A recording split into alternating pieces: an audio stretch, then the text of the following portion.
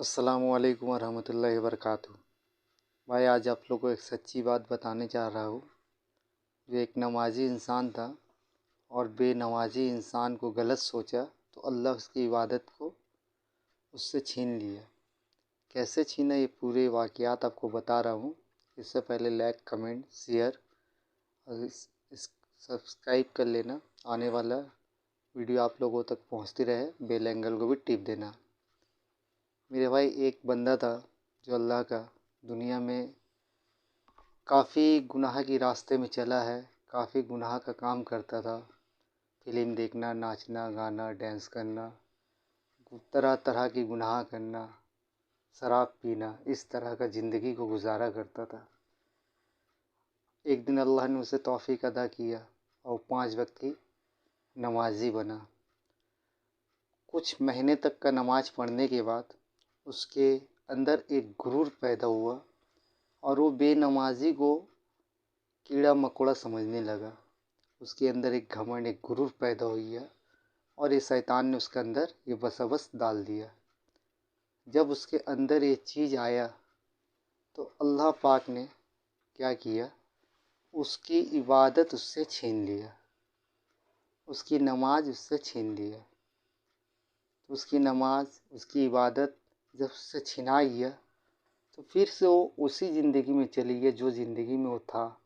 फिर उसे गाना सुनने अच्छा लगने लगा, नमाज पढ़ने में अच्छा नहीं लगता था, कुरान करीम की तिलावत करने अच्छा नहीं लगता था। दुनिया की तमाम गुनाह की रास्ता उसको अच्छा लगने लगा। इसी तरह फिर कुछ महीने, कुछ साल गुजरता गया।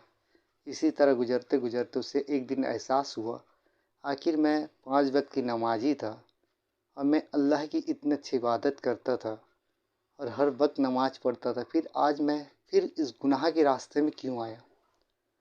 तो काफ़ी दिन तक वो इस चीज़ को सोचने लगा, काफ़ी दिन तक का सोचने लगा।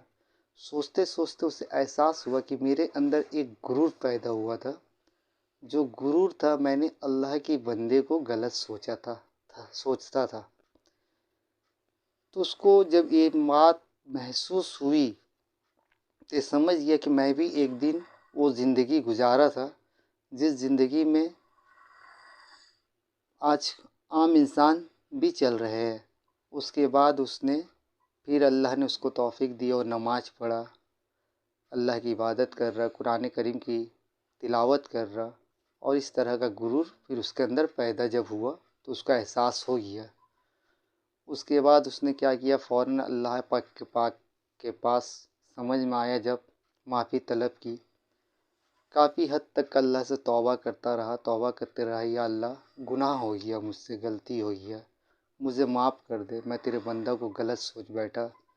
तू ही रहीम, तू ही करीम, तू ही मालिक है, तू ही सब कुछ करने वाला। तू जिसे सही चाहे सही कह सकता है, जिसे गलत चाहे गलत कह सकता है, मुझे माफ़ कर दे। फिर अल्लाह ने उसको इबादत करने की तौफीक अता की। फिर वो 5 वक्त की नमाज पढ़ रहा, कुरान करीम की तिलावत कर रहा, फिर गुनाह से वो बचा।